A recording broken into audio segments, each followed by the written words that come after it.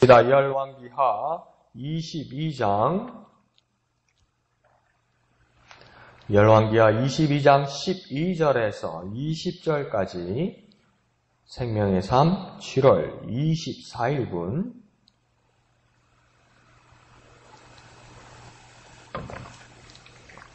12절에서 20절까지죠? 네, 20절까지 다 같이 한 음성으로 읽겠습니다. 시작. 왕이 제사장 hil기야와 사반의 아들 아히감과 미가의 아들 악볼과 서기관 사반과 왕의 시종 아사야에게 명령하여 이르되 너희는 가서 나와 백성과 온 유다를 위하여 이 발견한 책의 말씀에 대하여 여호와께 물으라. 우리 조상들이 이 책의 말씀을 듣지 아니하며 이 책에 우리를 위하여 기록된 모든 것을 행하지 아니하였으므로 여호와께서 우리에게 내리신 진노가 크도다. 이에 제사장 hil기야와 또 아히감과 악볼과 사반과 아사야가 여선지 훌다에게로 나아가니 그는 할하스의 손자 디가의 아들로서 예복을 주관하는 살룸의 아내라. 예루살렘 둘째 구역에 거주하였더라. 그들이 그와 더불어 말하면 훌다가 그들에게 이르되 이스라엘 하나님 여호와의 말씀이 너희는 너희를 내게 보낸 사람에게 말하기를 여호와의 말씀이 내가 이곳과 그 주민에게 재앙을 내리되 곧 유다왕이 읽은 책에 모든 말대로 하리니 이는 이 백성이 나를 버리고 다른 신에게 분향하며 그들의 손으로 손의 모든 행위로 나를 경노하게 하였음이라. 그러므로 내가 이곳을 향하여 내린 진노가 꺼지지 아니하리라 하라 하셨느니라. 너희를 보낸 여호와께 묻게 한 유다왕에게는 너희가 이렇게 말하라. 이스라엘의 하나님 여호와가 이같이 말씀하셨느니라. 내가 들은 말들에 대하여는 내가 이곳과 그 주민에게 대하여 빈터가 되고 저주가 되리라 한 말을 내가 듣고 마음이 부드러워져서 여호와 앞 곧 내 앞에서 겸비하여 옷을 찢고 통곡하였으므로 나도 내 말을 들었노라. 여호와가 말하였느니라. 그러므로 보라, 내가 너로 너의 조상들에게 돌아가서 평안히 묘실로 들어가게 하리니 내가 이곳에 내리는 모든 재앙을 내 눈이 보지 못하리라 하셨느니라 하니 사자들이 왕에게 보고하니라. 아멘. 네, 오늘 본문은 성전 공사 중에 발견한 책의 말씀을 어떻게 대하고 또 어떻게 대체하는지 그 요시야 왕의 모습을 보게 됩니다. 그래서 어떻게 요시야가 훌륭한 개혁의 또 선왕이었는지를 오늘 본문과 또 오늘 저녁 내의 말씀을 통해서 우리가 더욱 알게 될 겁니다. 그래서 일단 오늘 12절을 보면 요시야 왕이 이 율법의 책을 발견한 후에 여러 관리들에게 명령을 합니다. 그러니까 왕이 직접 명령을 합니다. 아래 사람이나 실무자 차원에서 이게 간단히 해결할 수 있는 문제가 아니라고 왕은 생각하고 또 지엄한 왕명으로 자기 스스로 왕이 나서야 할 일임을 그 요시야 왕은 안 것입니다. 그러니까 이게 실무자 차원인지 직접적인 책임자가 모든 것을 해야 모든 것을 책임지고 일을 이끌어 나가고 관리하고 해야 할 것인지를 이 왕이 정확하게 판단하고 있다는 겁니다. 이게 제일 어려운 거죠. 그죠? 모든 공동체, 국가, 정치, 모든 공동체, 가정의 모든 일까지도 어디까지 나서야 되고 어디까지 관리해야 되고 어느 선에서는 지켜봐줘야 되고 이런 것들을 결정하기가 참 어려운 거죠.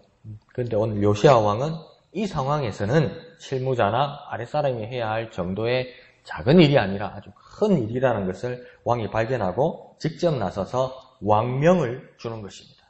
자, 13절에 보면 왕이 명령한 내용들과 어떻게 진행해 나가야 될지를 요시야 왕이 직접 말하고 있습니다. 그래서 첫 번째 13절에 보면 목적이 분명합니다. 이 왕명을 내리는 목적을 분명하게 말합니다. 거기서 목적은 위해서입니다. 누구를 위해서라고 지금 13절에 말하냐면 백성과 온 유다를 위해서 이랍니다. 그러니까 목적이 정확하게 백성과 온 유다를 위해서 이 율법책을 발견한 일에 대해서 일을 어떻게 추진해 나가야 할지 목적을 정확하게 말하는 겁니다. 그리고 이 일을 수행해 나가는 그 내용이 있습니다. 내용은 무엇에 대해서 이렇게 나죠. 그 내용은 발견한 책의 말씀에 대해서라고 이야기하는 겁니다. 그러니까 발견한 책의 말씀에 대해서 율법책 하나님의 말씀을 발견했는데 이거 발견으로 완성된 것이 아니라 내용을 아는 것이 중요하다는 겁니다. 그러니까 우리도 뭡니까? 이거 하나님 말씀인데 알아요. 할렐루야! 우리가 하나님 말씀 발견했습니다. 네, 감사합니다. 이게 아주 좋은 징조 같습니다. 전후신조 같습니다. 요시야는 거기서 끝나는 게 아니고 이 놀라운 하나님의 말씀을 성전에서 발견했으면 이 말씀의 내용이 무엇인지를 알려고 노력했다는 겁니다. 그러니까 21세기 우리에게 그 시사하는 바가 엄청 큽니다. 이 시간의 갭은 엄청 큰데, 이거 하나님 말씀입니다. 이거 귀한 겁니다. 우리 일반 교인들 사이에서도 비싼 책을 샀습니다. 좋은 성경책을 샀습니다. 요즘 기독교 서점에도요, 막 선전하는 거 보니까 이렇게 나오더라고요. 이태리, 수장 특별 가죽, 수공 가죽, 이런 막 선전을 하더라고요. 그래서 컬러도 빨간색, 브라운색, 검정색, 이러면서 그 발견하고 아주 귀하게 여기는 거 중요한 거죠. 중요한 겁니다. 그런데 그 내용이 뭐냐고요. 그 안에 내용이. 그게 중요하다는 겁니다. 요시야는 그걸 아주 중요하게 여겼던 것 같습니다. 그리고 세 번째는 뭘 하냐면 그 의뢰의 대상, 묻는 대상이 아주 분명합니다. 뭐라고 이야기합니까? 여호와께 물어라. 하나님의 말씀이니 율법책은 하나님의 말씀이니 율법책이 교훈적이고 사람들을 바르게 하고 또 여러 사람들에게 영향을 미치는 아주 훌륭한 다른 책과 비교해서 훌륭한 책이라는 의미도 있지만 더 중요한 것은 율법책이라는 것은 여호와의 말씀이니 당연히 여호와께 물으라는 겁니다. 이 모든 사안에 대해서 아주 중요한 사안에 대해서 어떤 전문가보다도 여호와께 물어라. 그렇게 말하는 겁니다. 그리고 네 번째는 무엇입니까? 이 왕이 이 일로 인한 현상, 사건, 사태가 분명히 어떤 것인지를 아는 겁니다. 뭐라고 합니까? 여호와의 진노. 그러니까 지금 이 모든 상황에서 나타나는 현상은 뭐냐면, 이 사태가 뭐냐면, 심각한 문제는 뭐냐면 여호와의 진노가 임하였다고 요시야 왕은 분명하게 파악을 하고 있었던 것입니다. 그래서 사반을 통해서 이미 그 앞장에서 여호와의 말씀, 이 율법책을 읽힘을 들었기 때문이기도 하겠지요. 그런데 더 자세히 보면 이 진노의 대상이 정확하게 나옵니다. 이 진노의 대상은요, 오늘 본문에서는 우리입니다. 우리면 그 당시의 백성입니다. 그러니까 하나님이 해당되는 또 하나님 앞에 있는 모든 사람들이 진노의 대상이 되었다고 그럽니다. 그리고 또 뭐라고 이야기하냐면 우리에게 내리신 여호와의 진노의 이유가 분명하다고 합니다. 그러면 하나님 왜 진노하시는가? 하나님 왜 화내시는가? 참 하나님도 성격이 이상하시네. 우리 아빠, 우리 엄마는 성격이 이상하시네. 우리 할아버지, 할머니는 참 이상하시네. 저 선생님은 참 이상하시네. 아무것도 아니고 가지고 왜 자기 감정에 저렇게 화를 낼까? 근데 말 들어야지. 어떻게 권력 가진 분인데 말 들어야지. 화내면 내가 숙여야지. 내가 고개 숙여야지. 내가 말 들어야지. 뭔 뜻인지 몰라도 순종해야지. 지금 그 뜻이 아닙니다. 하나님이 우리에게 진노하신 이유가, 하나님 우리에게 화가 나신 이유가, 하나님 우리에게 분노하시는 이유가 정확하게 있다고 요시야 왕이 파악하고 있습니다. 그 이유가 성경에 지금 뭐라고 나와 있습니까? 말씀을 듣지 아니하였고 기록한 것에 대해서 행하지 아니하였다. 뭡니까? 하나님 말씀을 듣지 아니하였고 행하지 아니하였다. 그럼 우리는 어떻게 살아야 되는 겁니까? 하나님 말씀을 듣고 행해야 된다는 겁니다. 만약에 우리도 하나님 말씀을 듣지 않고 이거 웃으면 안 되는데? 행하지 않으면 하나님의 진노가 임한다는 거지. 이게 그냥 우리 옵션이나 우리 선택 사항이 아니라 오늘 컨디션 다니까 하나님 말씀 한번 들어볼까? 기분 좋은데 오늘 좀 하나 해볼까? 하고 나니까 기분 좋은데 이게 아니고 하나님의 말씀을 듣지 않고 하나님 말씀을 행하지 않으면 하나님의 진노가 임한다는 거죠. 그 진노의 이유를 요시야는 정확하게 알고 있었습니다. 자, 요시야가 이렇게 훌륭한 왕일 수 있는 여러 이유들 중에 하나는 이렇게 아주 상황을 잘 파악하는 자인 겁니다. 아주 상황을 정확하게 파악하는 겁니다. 머리가 좋아서 그럴까요, 목사님? 지혜로워서 그럴까요, 목사님? 예, 그런 것도 있겠죠. 그런데 더 중요한 것은 요시야 왕이 이 상황을 잘 판단하는 이유 중에 하나는 그 자신의 상상의 나래나 그의 교만이나 또 비관적인 어떤 생각을 무조건 가지는 것이 아니라 하나님을 경외하는 마음에서 시작되었습니다. 하나님을 경외하는 마음에서 시작되어서 자기와 백성을 향한 분석과 진단이 일어나는 겁니다. 아무리 훌륭한 텍스트, 아무리 훌륭한 기준, 척도, 어떤 가르침 이런 것보다도 이런 것도 중요하죠. 살아가는데 중요합니다. 그러나 그보다 더 중요한 것은 뭐냐면 하나님을 경외하는 마음에서 시작된다는 겁니다. 요시야는 그런 모습입니다. 그러니까 자신과 환경의 진단, 우리의 환경, 우리 자신의 진단은 어떤 것입니까? 하나님 앞에서 겸손과 경외로부터 시작되는 겁니다. 내 상황이 지금 어떤 걸까? 내가 앞으로 어떻게 해야 되는 걸까? 내가 무엇을 물어보아야 되는 걸까? 내가 나아가야 할 길은 어딘 것인가? 하나님께서 나를 어디로 인도하실까? 알 수 있습니까? 모릅니다. 제가 자주 말씀드렸지만 그 유명한 말 소크라테스가 너 자신을 알라고 말할 때 소크라테스가 하는 말은 너 자신을 알라는 말은 무슨 말을 하고 싶었냐면 나 자신에게 너 자신을 알라고 그런 게 아니라 그 당시에 있는 그리스 아테네 시민들에게 말한 겁니다. 너 자신을 알라 이렇게 이야기한 겁니다. 그 말에서 무슨 뜻이냐면 소크라테스는 여러분은 여러분 자신이 모르고 있다는 것을 제발 알고 있으라는 겁니다. 아무것도 모르는 걸 제발 알아라는 겁니다. 그러면 사람들이 그럼 소크라테스 니는 뭐 알고 있나? 그때 소크라테스 뭐라면 나도 모른다. 근데 최소한 당신들과 내가 다른 건 뭐냐면 나는 내가 모른다는 것을 알고 있다. 근데 당신들은 당신이 모른다는 것조차 모르고 있다. 에이씨, 그래 말해도 못됐지요. 무슨 그런 식으로 말을 해요. 그런데 우리도 정확하게 하나님 앞에서 날 몰라요. 몰라요. 그러니까 뭐랍니까? 내일 일은 난 몰라요. 이랬잖아요.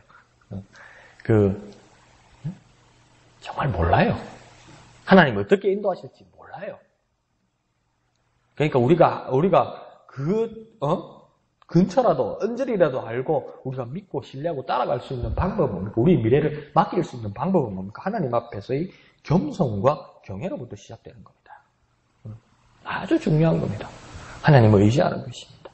그 모습이 날마다 우리에게 비춰지고 그 모습으로 따라가려고 해야 되는 것이죠. 요시야에게 그런 모습이 있었다는 겁니다. 이거 쉽지 않아요. 왕이잖아요. 한 나라의 왕이잖아요. 1인자입니다. 1인자. 자, 그 나라에 대해서 1번부터 차례대로 줄을 서라면 요시야가 맨 앞에 줄 서 있는 겁니다. 가만히 생각해보세요. 일렬로 줄을 쫙 서는데 1번은 어떻게 하겠습니까? 1번은 이렇게 안 서지요. 이렇게 써요. 그래서 자, 2번, 3번, 자, 5번, 6번, 자, 줄 삐뚤어져서 앞으로 나라니 바로 이런 위치라고요. 그런 자가 하나님 앞에 겸손과 경외로 서 있다는 건 이거 엄청난 겁니다. 우리에게도 그런 모습이 있었으면 좋겠습니다. 우리가 아주 행복할 때, 우리가 아주 기쁠 때, 우리가 아주 큰 일을 해냈을 때, 또 심지어 반대로 우리에게 어떤 위기가 있을 때, 우리에게 암담함이 있을 때, 우리에게 어려움이 있을 때, 하나님 앞에 겸손과 경외로부터 나아가서 이 모든 상황이 파악되고 하나님의 인도함을 받는 저와 여러분 되시기를 부탁드립니다. 자, 14절을 보면 이 모든 사안에 대해서 율법책의 말씀에 대해서 여선지자 훌다에게 의뢰하게 됩니다. 근데 이상하지 않습니까? 왕이 다 알고 있는 것 같아요. 지금 하나님의 말씀을 듣지 않고 하나님의 말씀대로 행하지 않았고 그것 때문에 이 진노가 임하는 것이고 이 율법책을 발견했을 때 왕명으로 모든 사람들에게 말하였고 백성과 유다를 위해서이고 하나님의 책임 말씀을 위한 것이라고 대해서라고 다 이 요시야 왕이 파악한 것 같아요. 이렇게 요시야 왕이 왕명으로 이렇게 말했을 때 얼마나 밑에 신하들과 관리들과 이 백성들이 깜짝 놀랐을까요? 왕이 이렇게까지 현명하구나. 왕이 이렇게까지 하나님 앞에 신실하구나. 그럼 이제 완전 정확하게 마무리 지은 것 같지 않습니까? 그럼 왕이 말한 대로 하면 될 것 같지 않습니까? 근데 여기서 끝나지가 않아요. 여선지자 훌다에게 물어본다는 거 뭡니까? 다 알고 있는데 뭐하러 또 선지자 찾아가는 거 싶지 않습니까? 다 알고 있는데, 다 파악됐는데, 어떻게 해야 될지도 이제 다 알고 있는데 왜 굳이 다시 선지자를 찾아서 그것도 여선지자를 찾아서 이것을 물어보아야 했을까요? 요시야 마음에는 어떤 것이 있었을까요? 한번 정확하게 한번 생각을 해봅시다. 요시야 왕은요, 확인이 필요했습니다. 자기가 판단한 것, 하나님 앞에서 겸손과 경외로 이 모든 상황이 판단되었지만 요시야 왕은 뭐냐면 다시 한 번에 더 냉정한 객관적인 똑같이 하나님의 경외한 자를 통한 확인이 필요했습니다. 내가 깨달은 것이 정확하게 맞는가? 내가 착각하고 있는 것은 아닌가? 이게 대한 확인이 필요했습니다. 두 번째는 무엇입니까? 어떻게 해야 할지 구체적인 제시가 있어야 됐다는 거죠. 그러니까 요시야 왕은 더 나아가길 원했다는 거예요. 율법책 발견한 걸로 끝나는 게 아니라는 거예요. 율법책 이게 만약에 하나님 말씀을 어디서 받았다면 이게 부적이 됩니까? 그러니까 요시야 왕은 그러니까 내용을 알아야 된다고 이야기하는 거예요. 이 상황이 뭐냐? 그리고 이 내용을 아는 것만 가지고는 되지도 않는다고 요시야 왕은 생각했다는 거예요. 여선지자 훌다에 가서 어떻게 대처하고 어떻게 살아야 되고 어떻게 행해야 될지 구체적인 제시가 필요했다고 생각한 겁니다. 아주 훌륭한 왕이죠. 목사님 너무 한 왕을 너무 띄우는 거 아닙니까? 이 본문에서는 사람이니까 실수가 얼마나 많겠습니까? 그러나 이 본문에서 보면 아주 훌륭한 왕이라는 겁니다. 구체적으로 어떤 제시가 있어야 될지 요시야 왕은 사모하고 하나님 말씀 앞에 귀 기울이려고 했다는 것입니다. 그러자 이제 16절에 선지자 훌다가 이 말을 이릅니다. 그런데 좋은 말을 해야 되잖아요. 그런데 들었던 말이 전부 절망적입니다. 절망적입니다. 훌다가 뭐라고 말합니까? 첫 번째, 먼저 재앙을 내린다. 하나님이 재앙을 내리신다. 어떻게 해야 될지를 물으려고 했는데 하나님이 재앙을 내리신다. 두 번째는요, 그 재앙을 내리는 근거는 유다 왕 요시야 왕이 읽은 책의 말대로 하나님께서 하실 것이다. 좋은 말 듣고 어떻게 살아보려고 열심히 해보려고 전문가한테 물어봤더니 안 된다. 죽는다. 벌 받는다. 저주받았다. 재앙이 내릴 것이다. 이 모든 재앙의 근거는 당신이 읽은 하나님의 말씀 율법책 그대로다. 이렇게 말해버리는 거죠. 그런데 여기서 한번 생각해 볼 것만이면요. 유다 왕이 읽은 책의 말대로 이 재앙이 내린다고 이야기하잖아요. 그러니까 여기서 우리 그리스도인들이 정확히 세워야 할 기준이 있는데 역술가든지 심지어 교회에서 예언한다고 돌아다니는 교회든지 기도원이든지 부흥회든지 교회 사역자든지 그들이 하는 말들이 뜬금없고 근거없는 말들을 영감이라고 신봉하면 안 된다는 겁니다. 무슨 말인지 이해 가십니까? 아무리 하나님께서 나에게 말씀하셨다고 예언하고 메시지를 선포할지라도 그것이 뜬금없고 근거 없는 말들이면 절대 영감 아니고 하나님 말씀 아니고 그걸 신봉하면 안 된다는 겁니다. 말대로입니다. 말대로요. 하나님이 주신 말씀대로입니다. 우리가 말씀을 바라보고 그 말씀대로 하나님께서 역사하시는 것이죠. 어느 날 갑자기 핑! 그럼 성경을 왜 주셨어요? 그냥 신내림이나 받으라고 부르지. 그죠? 그런 면에서 아주 확연한 것을 보여줍니다. 그래서 읽은 책의 모든 말대로라고 말씀하는 것은 다시 한번 훌다의 말을 통해서 우리가 알게 되는 것은 그게 좋은 말이건 그게 불편한 말이건 그게 행복한 말이건 그게 어려운 말이건 그 척도는 내 기분이나 내 마음이 아니고 말씀대로라는 겁니다. 이게 받아들이기 참 어렵죠. 좋은 말만 해야 되는데. 그러니까 왕도 그러니까 많은 선지자들, 시드기를 위시한 많은 선지자들이 저 전쟁에 나가서서 이깁니다 하는데 미가야를 불러오라면서 미가야 가기 전에 신하가 말하니까 좋은 말 해라. 좋은 말 해라. 왕한테 좋은 말 해라. 좋은 말 해라. 얼마나 압력이 맞겠습니까? 좋은 말 해라. 좋은 말 해라. 그때 미가야 오니까 하나님 주신 말씀 해야지. 하나님 주신 말씀 해야지. 그럼 우리가 다시 우리 삶으로 적용해보면 내 기분, 내 마음이 기준이 아닙니다. 하나님 말씀이 나에게 오고 나에게 말씀하는데 분명히 내가 말씀을 읽었는데 마음에 안 들어. 그러면 패스, 통과하고 막 기분 좋은 말만 이렇게 읽으면요. 그게 하나님 말씀인데 그게 말씀대로는 기준인데 기분이나 내 마음인가. 그러니까 그래도 되잖아요. 내가 만약에 식당을 하는데 음식점을 하는데 하나님 나에게 주신 말씀 은혜 받았다는 거 누가? 하나님 내게 주신 말씀 받았다는 거 어디서 받았습니까? 마가복음을 읽는데 받았다는 거. 대단하시네요. 복음서를 듭니다. 마가복음 맨 끝장에서 받았다는 거예요. 맨 끝장에서 뭘 받았습니까? 무슨 독을 마실지라도 해를 받지 아니하면 이걸 받았다는 거예요. 음식을 도대체 어떻게 만들겠다는 거예요? 그런 건 아니라는 거지. 그러니 말씀대로 말씀하신 대로 유다 왕이 들은 말대로 하나님께서 역사하신다고 그렇게 훌다가 말하는 것처럼 우리는 날마다 언제나 하나님의 말씀을 상고해야만 하는 겁니다. 날마다 바라보아야만 하는 겁니다. 날마다 묵상해야만 하는 겁니다. 우리의 삶의 척도와 우리의 삶의 지표는 여기 하나님 말씀 가운데 있는 겁니다. 영험한 사람이나 아주 새로운 정보가 아닙니다. 너무 아니라고 말하면 그렇나요? 참고만 하십시오. 참고만 하십시오.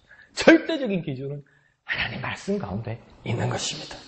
자, 17절은 흘다가 유다왕이 이렇게까지 된 이유를 이제 제시하는 겁니다. 왜 유다와 왕이 이렇게까지 재앙을 받게 되었는가? 이것을 17절에서 설명합니다. 이렇게 된 이유는 나를 버리고 곧 나 하나님을 버리고 다른 신에게 분향하였다. 다른 신에게 분향한 뿐만 아니라 손의 모든 행위로 나 하나님을 경노하게 하였기 때문이다. 이 모든 재앙의 이유가 무엇이냐? 구체적으로 일단 나 하나님을 버렸고 다른 신에게 분향하였고 너희의 삶의 모든 행위들이 행실들이 나 하나님을 경노하게 하였기 때문에 이 재앙이 너희들에게 임하는 것이다. 훌다가 이렇게 말씀을 풀어 주었던 것입니다. 그러면 자, 우리 삶으로 한번 풀어봅시다. 17절의 이 말씀을 우리 삶으로 재해석하면 나 하나님을 버리고 이 뜻은 뭐냐면 우리 삶으로 보면 하나님을 은근히 모른 채하고 이 말입니다. 우리가 하나님을 어떻게 버린 적이 있으면 아니요. 하나님을 은근히 모른 채하고 이거 뭡니까? 학교 생활하면 왕따 시키는 거 있잖아요. 막 상관 안 하고 상대 안 하는 거 있잖아요. 이 막 뭐 일을 하려 했는데 하나님이 자 내가 해줄까? 내가 도와줄까? 에이 저기 가 계세요. 이렇게 하나님을 모른 채하고 무시하고 이 말입니다. 다른 신에게 분향하고 뭐 절에 나가고 점집에 나가고 그것뿐만 아니라 다른 권력에 의지하고 다른 전문가에게 의지하고 하나님이 하실 수 있는 일에 대해서 다른 권력에 의지하고 다른 전문가에게 의지하고 그 다음에 모든 손의 행위로 이 말은 뭡니까? 하나님의 마음에 들지 않게 사는 모든 것들 하나님의 마음에 들지 않게 사는 모든 것들 내가 행복하면 돼. 나만 아니면 돼. 내가 행복하면 하나님도 행복할 거야. 그 말도 어느 정도 맞는데 그보다 더 중요한 것은 무엇입니까? 하나님 마음에 들지 않게 사는 모든 것, 이 모든 것들은 하나님을 화나게 한다는 겁니다. 그러면서 17절 하반절에서 뭐라고 또 말씀하시냐면 이 진노가 꺼지지 아니하리라. 이 진노가 꺼지지 아니하리라는 말은 뭡니까? 이 진노는 영원할 것이다. 하나님의 진노는 영원할 것이다. 이 잘못과 하나님을 경노하고 분노하게 한 이 모든 잘못들에 대해서 하나님의 진노는 꺼지지 않는다. 곧 영원할 것이다. 이렇게 심각한 말씀을 하신 겁니다. 그런데 이 선지자의 말이 끝나지가 않고 18절, 19절에서 그 예외를 두고 있습니다. 그 예외에서 18절에서 먼저 뭐라고 하냐면 단 요시야 왕은 하나님 여호와께 물었기 때문에 예외로 은혜를 베풀 것이다. 이렇게 이야기합니다. 그리고 19절에서 또 보면 저주의 말을 듣고 그가 마음이 부드러워지고 여호와께 겸비하고 옷을 찢고 통곡함으로 하나님의 말씀을 들었는데 누구나 좁다. 어떡하고 큰일 났는데 뭘 대비해야 안 되나? 뭐 이 정도의 말이 아니라 그 저주의 말인데 내 인생은 끝났다 이러면서 신세 타령을 하는 것이 아니라 오히려 마음이 고다지는 것이 아니라 마음이 부드러워지고 하나님 앞에 겸손하여서 내 마음을 찢는 것처럼 옷을 찢어서 하나님 앞에서 통곡하면서 회개함으로 하나님께서 요시야 왕의 말, 요시야 왕의 소리, 요시야 왕의 기도를 들으셨다. 이렇게 이야기하는 거예요.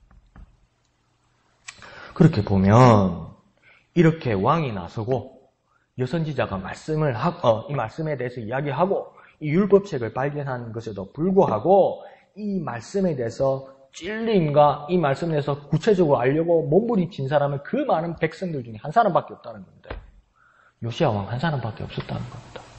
그렇게 하나님의 말씀이 온 곳에 하나님의 말씀이 지금 선포되고 하나님의 말씀이 전해지는데 뭡니까? 그 말씀대로 살아가고 그 말씀 때문에 충격받고 그 말씀 때문에 도전받는 사람이 단 한 사람밖에 없다는 겁니다. 왜 단 한 사람밖에 없습니까?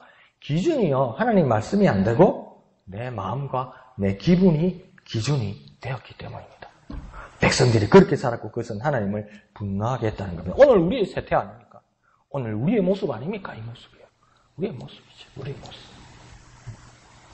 자, 그러자 20절의 결과는 하나님 뭐라고 말한다고 여선지자 훌다를 통해서 말씀하십니까? 첫 번째 20절로 보면 요시야만 평안히 묘실로 들어가게 될 것이다.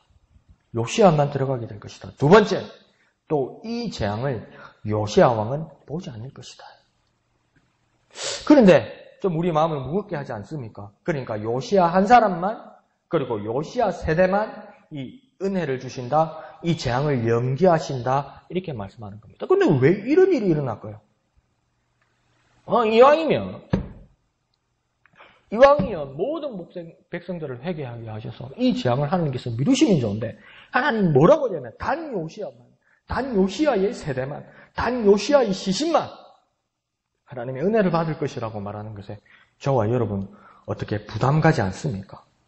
이 말씀에 대해서 저와 여러분은 묵상하고 기도해 보아야만 할 겁니다. 왜 이 사람에게만 이런 일이 일어나는가? 왜 나머지 사람들은 하나님께서 유기하시고 하나님께서 외면하시는가?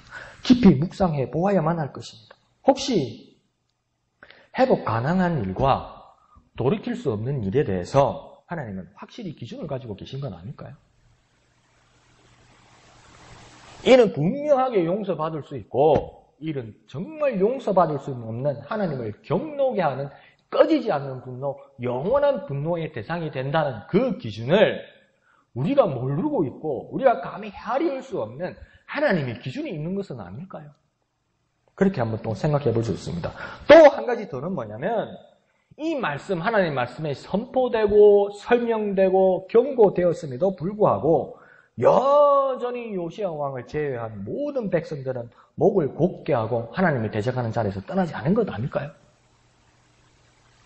이 말씀이 선포되었을 때 단 요시야 한 사람만 하나님 앞에 회개하고 나머지 사람들은 각자의 삶을 살아가고 각자의 마음대로 각자의 기분대로 여전히 살아가고 있었던 것은 아닐까요? 그래서 요시야만 은혜 받은 것 아닐까요? 또 나머지, 아니면 이 사람들이, 이 백성들이 회개하다가도 다시 돌아갈 것을, 다시 재앙의 자리로 돌아갈 것을 하나님은 이미 알고 계셨던 것은 아닐까요? 이런 여러 상황들이, 여러 추정들이 가능하다는 겁니다. 그럼에도 불구하고 요시야가 하나님의 은혜를 받았던 이유는 무엇이었습니까? 회개였습니다. 마음을 부드럽게 하고 여호와께 겸비하고 옷을 찢고 통곡함으로 하나님께서 요시야 왕의 소리, 말, 기도를 들었다는 겁니다. 그것은 곧 회개 아닙니까? 회개. 네. 그러면 회개, 이게 도대체 무엇입니까? 이 회개, 이게 도대체 무엇이길래 사람들의 운명을 갈라놓는 겁니까? 한번 깊이 묵상해 보지 않겠습니까, 오늘요? 모든 사람들에게 이 재앙이 임박했는데 모든 사람들에게 꺼지지 않는 하나님의 진노, 영원한 하나님 진노가 임박했는데, 그러니까 이 많은 모든 무리 중에도 단 한 사람만이 이 하나님의 진노에 임하지 않는 이유는 단 한 가지뿐이었어요. 회개했기 때문이었어요. 이 회개가 사람의 운명을 갈려놓더라고 합니다. 재앙이 쏟아지는데 이 한 사람만 살게 하는 이유가 회개 때문이더라는 겁니다. 그러면 이 회개가 도대체 뭐냐는 겁니다. 그럼 이 회개는 도대체 어떻게 해야 되냐는 겁니다. 이때까지 우리는 회개를 해왔는데, 그러면 얼마나 더 깊이, 얼마나 더 진실하게 회개해야 되냐는 겁니다. 가만히 보니까 하나님은 진심으로 회개하는지 형식적으로 회개하는지 이것도 다 보시는 것 같은데, 그러면 앞으로 우리는 어떻게 회개해야 되냐는 겁니다. 자책이요?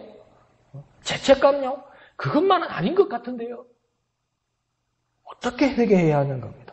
이 회개에 대해서 요시야 왕을 보면서 우리가 한번 깊이 묵상하고 기도하여서 하나님의 응답을 받는 저와 여러분 되시기를 부탁드립니다. 하나님 주신 응답을 따라 그 말씀대로 회개하십시오. 그래서 놀라운 하나님의 은혜 가운데 살아가는 저와 여러분 되시기를 거룩하신 예수님의 이름으로 축원드립니다. 기도하겠습니다. 하나님 아버지, 은혜를 감사드립니다. 우리도 모두 하나님의 말씀을 받았고 하나님의 말씀을 들으려 하지만 때로는 우리의 마음과 우리의 기분이 기준이 되어서 하나님의 말씀을 듣지도 아니하고 하나님의 말씀대로 행하지 않는 것이 우리의 삶입니다. 하나님, 그러나 그 많은 유다의 백성들 중에 단 한 사람 요시야 왕만이 하나님 앞에 진심으로 회개하는 것처럼 그 요시야 왕의 회개가 무엇이었을지 하나님 우리가 깊이 묵상함으로 우리도 깊이 회개하여서 우리 운명이 바뀌고 하나님의 은혜 가운데 살아가는 우리가 될 수 있도록 주님 역사하여 주시옵소서. 모든 것을 감사드리며 거룩하신 예수님의 이름으로 간절히 기도하옵나이다. 아멘.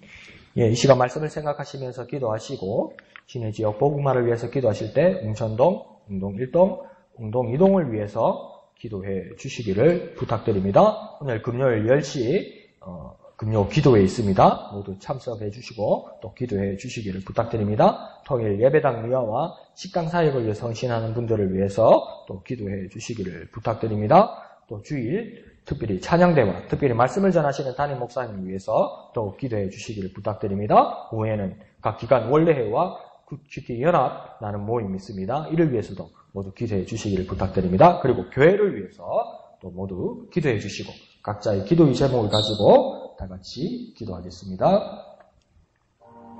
거룩하신 주님, 은혜를 감사합니다. 하나님의 말씀이 우리 가까이 와 있는데 이 말씀을